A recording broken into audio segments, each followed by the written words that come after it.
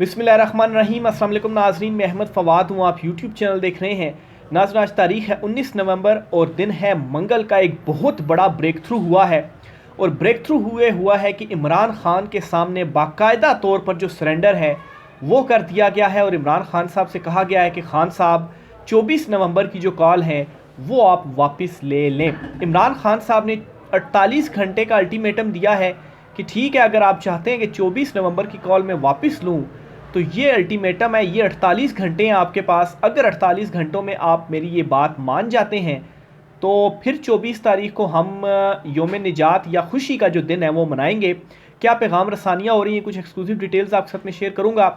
दूसरी तरफ नाज़रीन, मरियम नवाज़ को ख़ास तौर पर ये मैसेज भेज दिया गया है, ये पैगाम पहुँचा दिया गया है कि मरियम नवाज़ साहिबा, अब आप वज़ीर आला कायम नहीं रह सकती हैं। आपका टाइम जो है, आपका जो राज है जुल्म फस्तायत जबर का, ये ख़त्म हो चुका है। चुनतखब हुकूमत ने भी ख़त्म होना है और उससे पहले आपने घर जाना है। इस पर भी कुछ एक्सक्लूसिव डिटेल्स हैं, वो भी आज की व्लॉग में आपके सामने रखूँगा। सबसे पहले नाज़रीन, जिन दोस्तों ने चैनल को सब्सक्राइब नहीं किया उनसे गुजारिश है कि चैनल को सब्सक्राइब कर लें, वीडियो को लाइक ज़रूर कीजिए और वीडियो को शेयर भी ज़रूर कीजिए। बड़ी ब्रेकिंग न्यूज़ की तरफ पहले बढ़ते हैं जी। इमरान ख़ान साहब ने जो 24 नवंबर की कॉल दी है, इस कॉल से इस वक्त मौजूदा चुनतखब हुकूमत जो है वो इस कदर घबराई हुई है कि धमकी अमेज़ किस्म के जो पैगामात हैं वो आम आवाम को दिया जा रहा है। और क्या कहा जा रहा है जी कि पीटीआई के एहतजाज में शामिल होने वालों के शनाख्ती कार्ड, पासपोर्ट मनसूख, मोबाइल सिम्स ब्लॉक करने का जो फ़ैसला है वो कर लिया गया है। यानी कि इस कदर ये खौफज़दा है पाकिस्तान तहरीक इंसाफ के एहतजाज से 24 नवंबर की कॉल से कि एक तरफ तो ये कहते हैं कि इमरान खान के साथ कोई निकलता नहीं है, लेकिन दूसरी तरफ पूरे शहर को इन्होंने कंटेनर सिटी बना दिया है। और फिर आवाम को डराने के लिए ये क्या कह रहे हैं कि हम आपकी शनाख्त कर लेंगे, जो जो एहतजाज में शरीक होगा हम उसका शनाख्ती कार्ड ब्लॉक कर देंगे, उसका पासपोर्ट मनसूख कर देंगे, इसके अलावा उसकी मोबाइल सिम्स जो हैं वो हम ब्लॉक कर देंगे।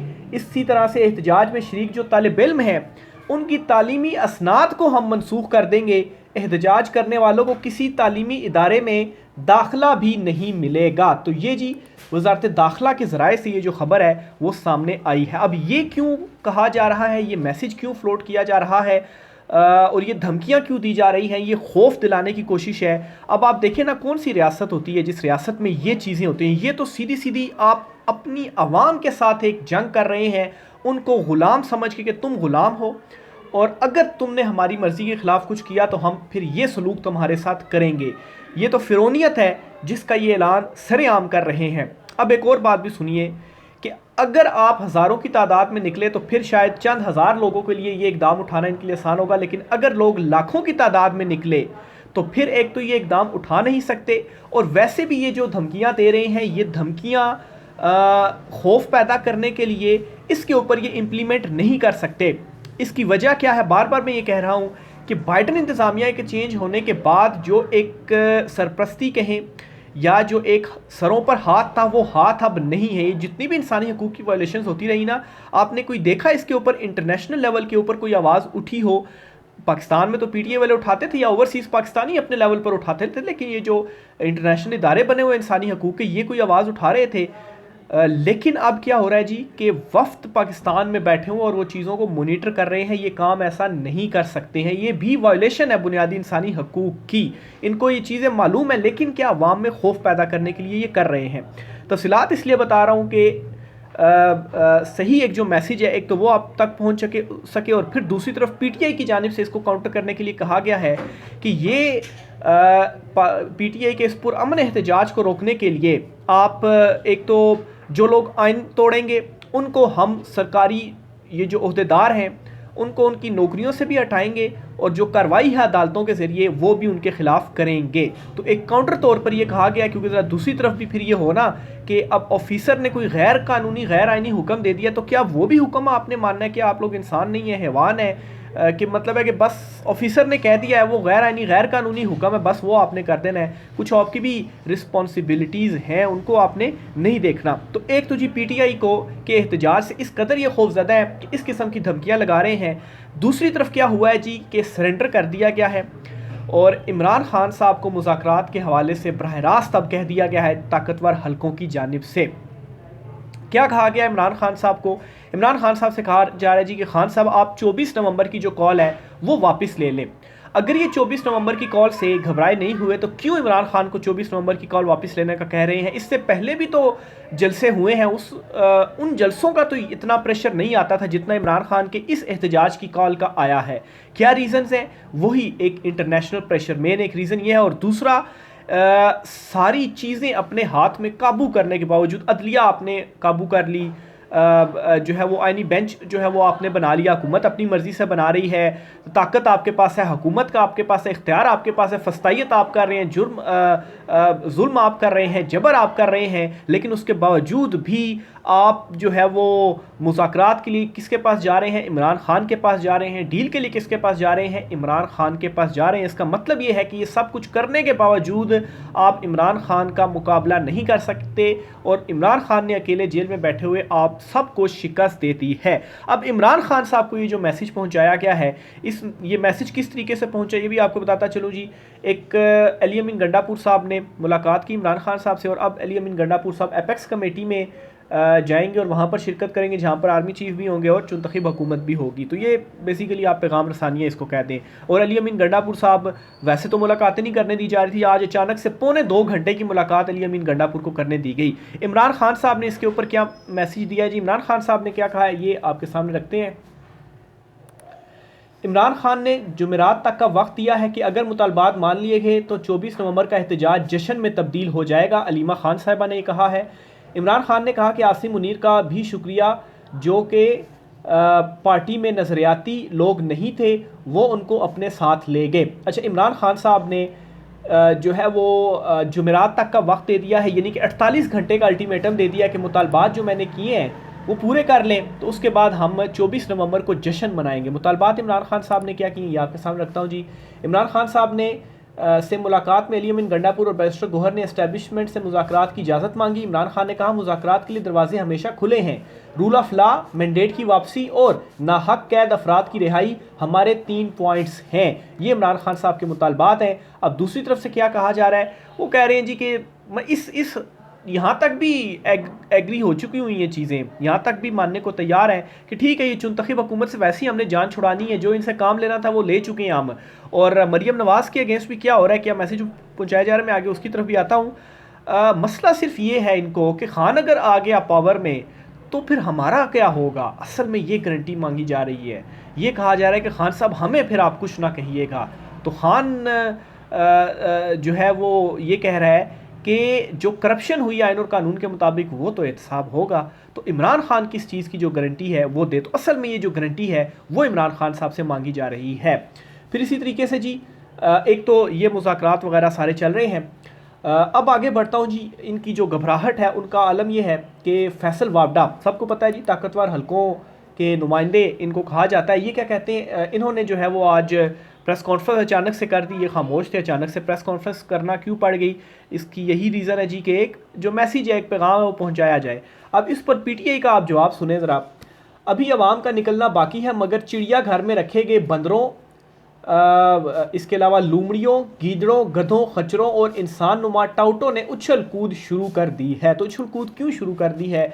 अगर आप ये कहते हैं कि इमरान खान को हम ये कर देंगे, इमरान खान को हम वो कर देंगे, हम जो है वो अवाम निकली तो स्टूडेंट्स के साथ हम ये कर देंगे, मतलब आप देखें ना ये फस्ताई, ये सोच क्या है। मतलब आप कह रहे हैं कि तालिब इल्मों की हम असनाद कैंसिल कर देंगे, कोई तालीमी इदारा उनको दाखिला नहीं देगा, उनके शनाख्ती कार्ड ब्लॉक, उनका पासपोर्ट मनसूख कर देंगे। ये बुनियादी इंसानी हकूक़ की वायलेशंस है जो कि अगर ये इस तरह के इकदाम करेंगे, रियासत कैसे ऐसा कर सकती है। लेकिन क्या है जी, एक हटधर्मी है, बैठे हुए हैं, एक अना है, नहीं जी हम तो ये चीज़ें हम करेंगे अगर आपने ऐसा किया, लेकिन नहीं कर सकते। मैं आपको कह रहा हूँ कि ये चीज़ें ऐसे नहीं कर सकते हैं। इसी वजह से ये इमरान खान की कॉल को रोकने के लिए इतना जो ज़ोर है वो लगा रहे हैं कि इमरान खान जो है वो किसी तरीके से ये जो कॉल है ये कॉल वापस ले ले। लेकिन इमरान खान साहब ये कॉल वापस नहीं लेगा। एक तो ये मानेंगे इस चीज़ के ऊपर, वो करेंगे जी कि गारंटी नहीं दे रहे, अच्छा ठीक है आने दें, और इनके पास है भी सिर्फ 20 जनवरी तक का ही टाइम। उसके बाद आप देखेंगे कि तब्दीलियाँ भी शुरू हो जाएंगी, और ये इनके पास एक आखिरी वो है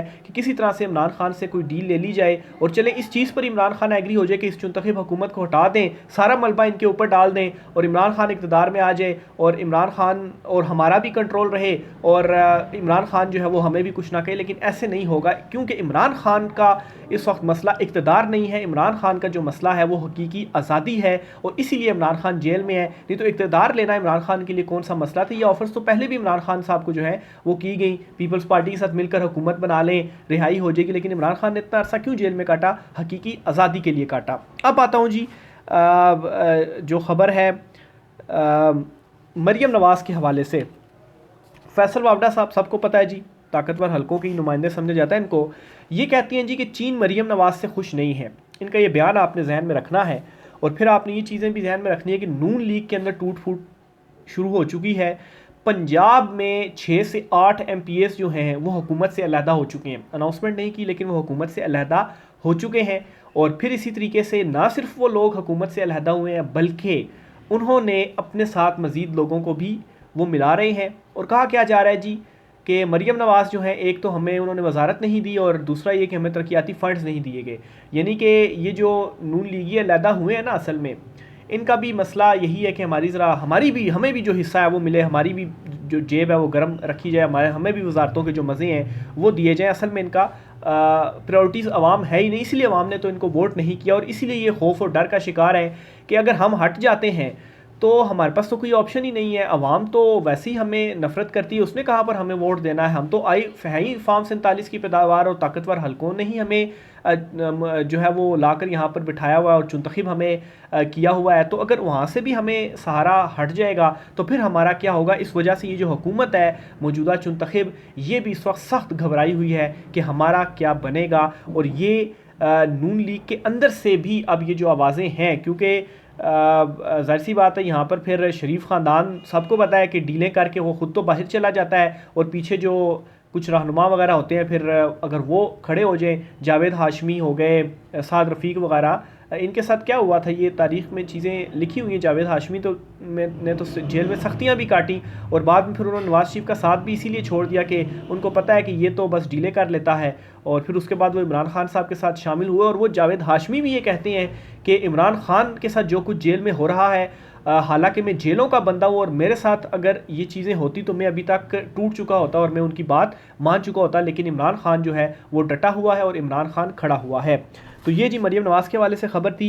इसके साथ ही सुप्रीम कोर्ट से भी एक दो ख़बरें हैं, वो भी आपको बताता चलूँ। आर्मी चीफ़ की मुद्दत मुलाजमत में तोसी के ख़िलाफ़ एक दरख्वास्त थी जो कि ये 3 साल से 5 साल की गई थी, ये सुप्रीम कोर्ट में दायर की गई थी। तो सुप्रीम कोर्ट ने कि जो आइनी बेंच है, जस्टिस अमीनुद्दीन खान साहब की सरबराही में 7 रुकनी जो आइनी बेंच बनाया गया है, और वो भी इस हुकूमत ने ही बनाया है, चुनतखिब हुकूमत ने, उसने इस दरख्वास्त को खारिज कर दिया है। आइनी बेंच की ने अदम पैरवी पर दरख्वास्त को खारिज किया। रजिस्ट्रार ऑफिस की जानिब से दरख्वास्त पर नाकाबिल समात के जो एतराज़ात थे वो बरकरार रखे गए। तो मुख्तसर सी समात थी, कोई ज़्यादा लंबी चौड़ी समात नहीं हुई, लेकिन ख़बर इसमें यह है कि मुद्दत मुलाजमत वाली जो दरख्वास्त थी इसको खारिज कर दिया गया है।